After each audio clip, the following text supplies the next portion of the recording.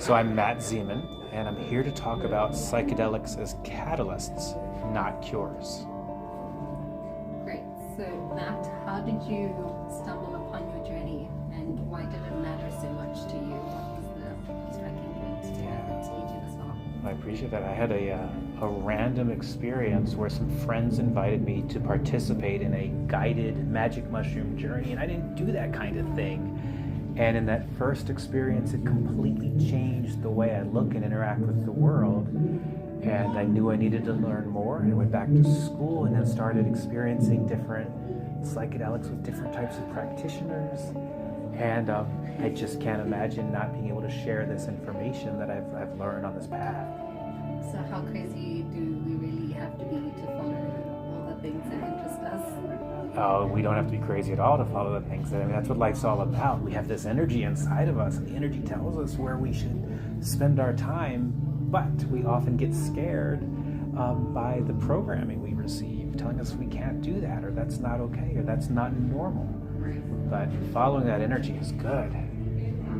So psychedelics being a catalyst, not a cure, sounds like a more progressed or advanced topic on psychedelics. Would you say a talk is for users rather than people that have not experienced it at all? Because it sounds like users need to know it's a catalyst and not a cure. So when it comes to psychedelics and what I'm talking about today, it's actually for everyone.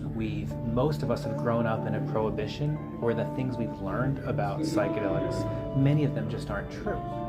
So this talk hopefully invites people to have a new understanding of what are these medicines, how are they used, and how potentially could they be used for someone, whether it's for them, someone they love, or if it's just for information about this.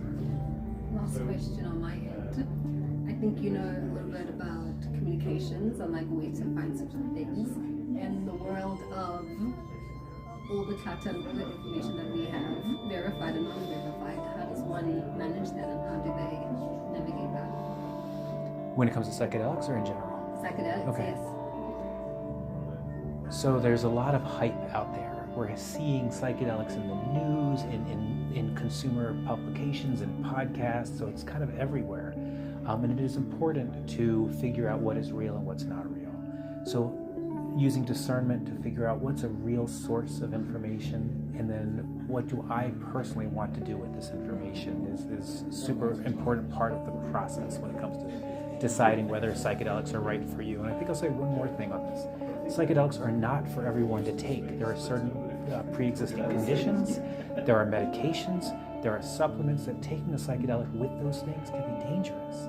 So if it's something that you're considering, I also recommend you talk to a healthcare professional before embarking on this. I'm happy. Does that work? Thank you. What was your second question? What did you ask right before? You were asking about being catalysts, and Yeah. can I just answer one more thing on that? Okay, thank you. Please do. So, what's interesting about your question regarding psychedelics as catalysts versus cures is that we grew up in this Western society where we expect to take a medicine and have it just fix us and do something. And what I'm talking about, how that's not how psychedelics work. Psychedelics enable us to re-look at different things, and for then us to come up with our own answers from inside. And then with those answers that are not told to us, but that are felt by us, we can find new meaning and different experiences.